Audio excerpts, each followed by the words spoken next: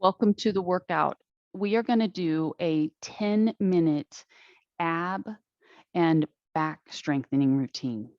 It's going to fly by and we got no time to waste. So you're going to need a ball and you're going to need a chair or an ottoman, something that you can lay over.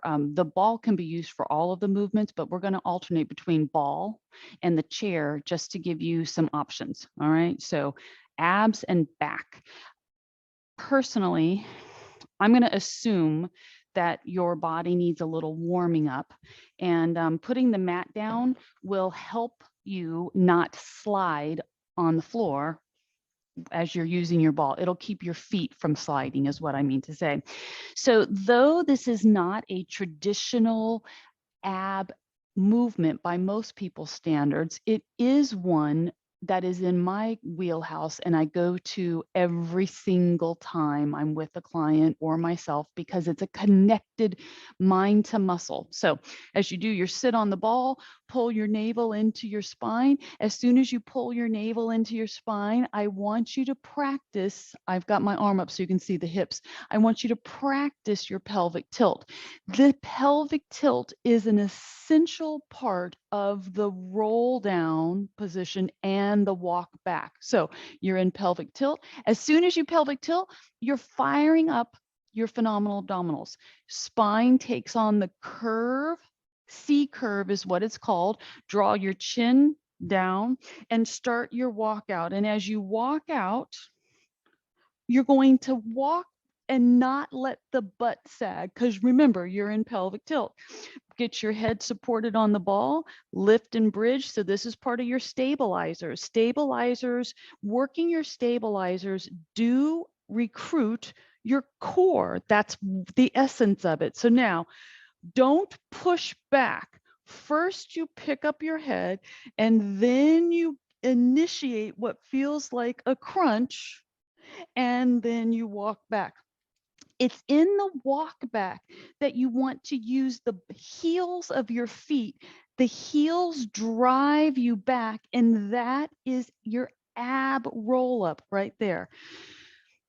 When I watch people use the ball in the gym or anyplace else, I see a lot of cheating that takes place. So as you walk out, if you're letting your feet slide, you're offloading the work of the body. So here we go. Your head gets on the ball, your hips stay lifted. You're not only in bridge, you're in pelvic tilt. As you go to walk back, pick up the head first. Don't push the legs first. Pick up the head, walk yourself back, keep driving your weight into the heels of your feet, and you will feel, if you slow yourself down, that's 2 of 5, you will feel those abs start working. I want to just give a clear thought here about sensation. All right. Head is on the ball. You're in bridge. You're in pelvic tilt. Pick the head up off the ball. Start C curving the spine. Push the hips into the ball. Use the heels of the feet. Sit up. When you're doing your phenomenal abdominal work, pelvic tilt, that initiates the spine position, right? This is number 4 or 5. Walk it out. You're going slow. You could rush through these and then you'd miss out on some of the significance of the movement. Head up. If you want to make this harder, stretch your arms back, keep your chin drawn in, and your bicep and ear should be aligned. Now, just by you adding the arms here is going to increase the workload. And as you get stuck, perhaps right here, you're going to be inclined to drop your arms because that's going to make it easier for you. But if you do not need to drop your arms, keep them up and then sit up. Ready? Arms stay up. This is number 5, pelvic tilt. The biceps and ears align. You control your walkout so your feet aren't sliding. Okay, get into your bridge hold. The arms are in reach mode. Lift the head, pull the arms back, tucking the chin, rounding your spine, using the heels of your feet to push yourself up, release and relax. You do not have to be in an excruciating burn to engage your core muscles. So that just worked your core, from under the bust or chest down around the entire circumference of your body, some of your glute and hamstring and quads. That is your core, right? If you drew lines and all the way around you, like you're in a cylinder, those are your core muscles. Now, next move. I don't know how proficient you are or comfortable you are with the ball. So if you feel like balance is an issue, then you're going to want to take your ball and you're going to want to push it up against a fixed object so that the ball can't roll. But coming onto your elbows, you're going to level out the body. And now I'm going to take myself away from the wall, okay? Because I don't need the wall. But there's two things going to happen here, right? So elbows are on the ball, the feet are nice and wide. As you're getting into position, if you're not using the wall, you might have to lay on the ball just to initially stabilize yourself, pelvic tilt, drive the elbows into the ball, and then lift your body from the ball. Now, this is a standard ball planking. That's all you're doing. Elbows and shoulders aligned, shoulders out of the ears, your buns are tight, so you don't want to feel your belly touching the ball.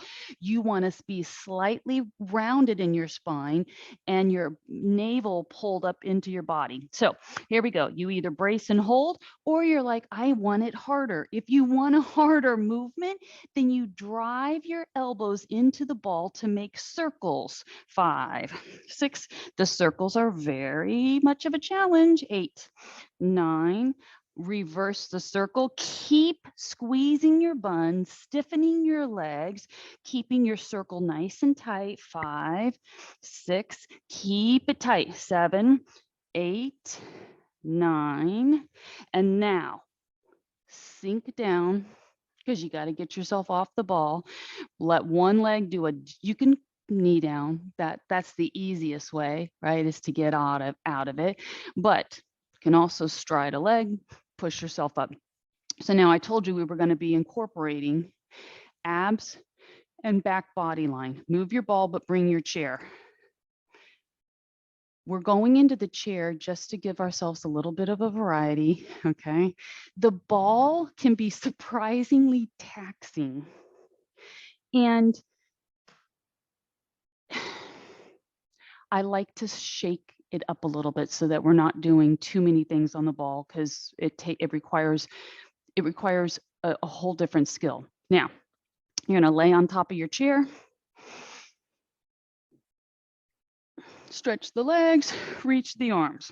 Everything comes down, stretch and down. That's 2 of 10. My toes are actually pointed. My thumbs are turned up. When I raise my arms, I'm trying to bring my arm high enough so that it's level with my ears and down. That's 3. Lift, lift, lift, lift, lift. Reaching full extension at elbows and shoulders and hips and ankles touch down. Lift. Exhale on the up. Nice stiff parts and down. So here's your halfway point. All right. If you can't get your legs up and what feels like level, then just shimmy yourself forward over your chair a little bit to lessen some of the workload. But it's more important that the legs be straight versus the feet be high. That's a whole different movement, okay? So reach out and down. Lift here, 6. Exhale on the up, 7. Inhale down. Lift, 8. Stay stiff at the knees. Stiff at the elbows. Last one, you're looking down at the floor. Release and relax. Now, back yourself up. Let your body relax. Let the legs bend so that the knees drape and you're just giving your low back a little stretch. The next movement is also going to be from the chair, and it is a modified version. Okay. It's modified from hand support to elbow support. You're like, okay. You're like, isn't that just plank again? It is. So we're going to do 2 things. You're going to walk forward and walk back. Now, when I watch people do this, what I see them do is I see their shoulders track forward of the elbows and then way back, okay? Your movement requires some stability on your part. It requires you to dial in so that your elbow and shoulder stay aligned and that you're not sliding in and back. So now try that now with your new little bit of information. You're like, that's kind of like a mountain climber. It is. It's a combination of arms in a modified plank hold, switch the lead leg, and body doing a mountain climber, right? So stable body. And if this is too remedial, then the harder movement, two different versions of it, the harder movement would be to support yourself on your chair with your hands, right? You're still trying to keep your body from stepping back and stepping forward. This, my friends, is too much momentum and it's too easy, belly to spine. I'm going to come back down to the elbows, step, step, pull, pull. Two more. Last one. Bring it up.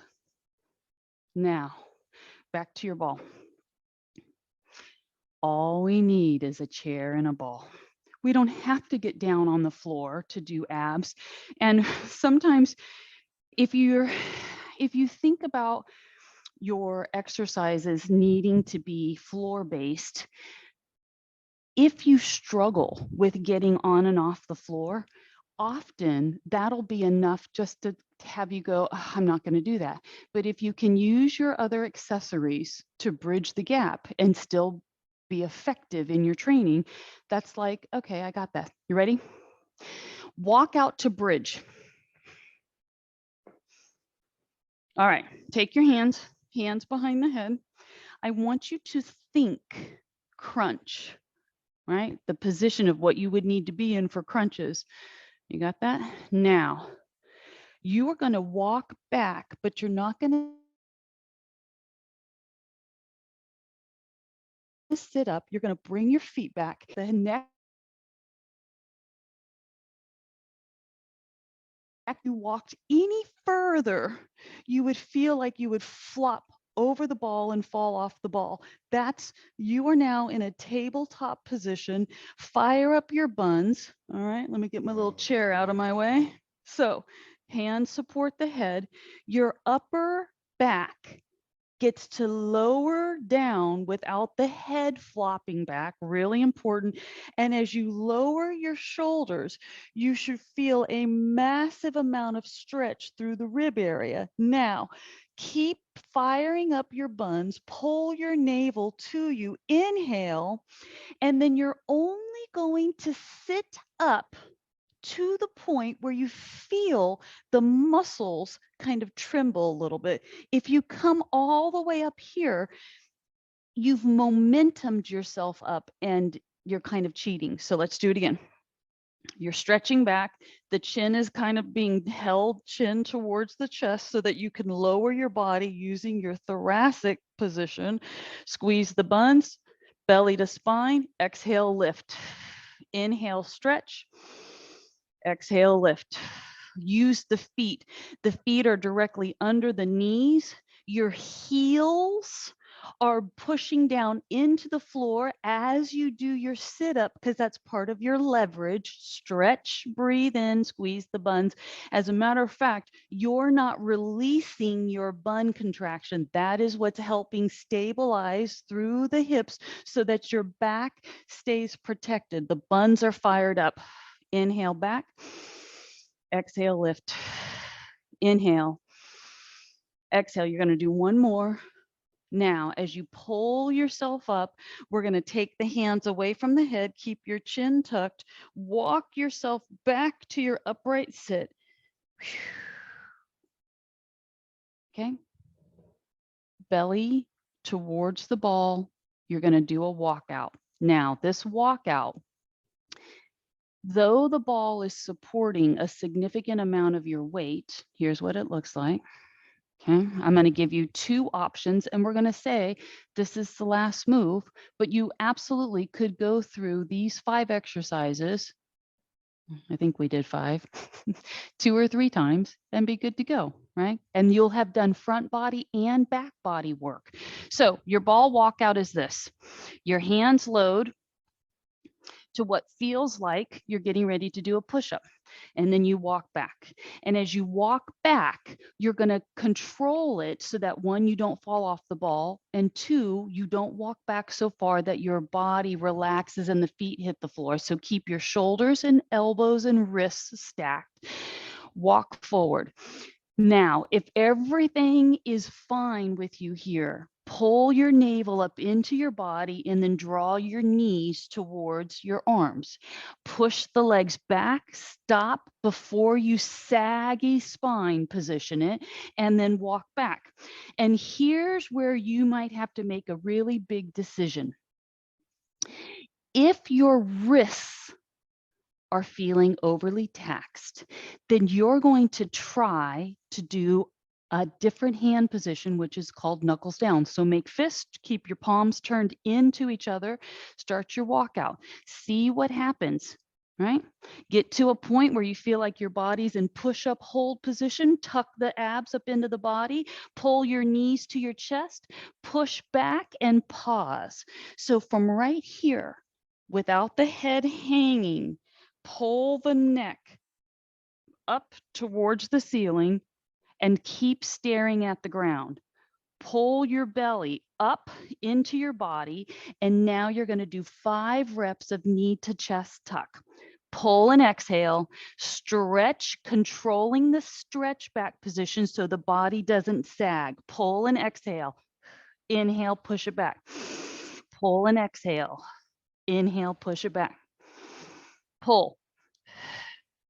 Push. 1 more. Pull. Push. And now you walk it back. It is a lot harder to walk back on fists than it is palms. Easy does it. Rock down. Release out of it. Let those hands come back to life. Release and relax. Now, that's 1 round. That's what we're doing today. I wanted to just bring a little something to you. You can be done. You can work harder and do another set. It's totally up to you. 2 to 3 sets. We did 5 to 10 repetitions, right, of the movements. I hope you have a great day. Thank you for joining me. Bye.